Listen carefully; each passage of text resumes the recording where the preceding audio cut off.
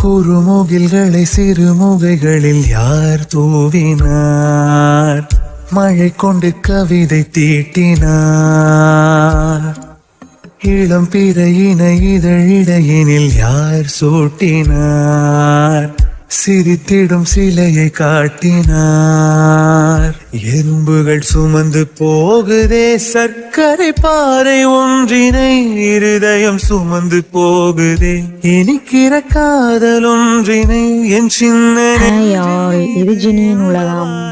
இந்த பாட்டு ரொம்ப நல்லா இருந்துச்சு. அதை தான் இதை டவுன்லோட் பண்ணி நான் பின்னாடி வாய்ஸ் ஓவர் கொடுக்கும்போது பின்னாடி பேக்ரவுண்ட் சாங்காக நான் இதை போட்டேன்.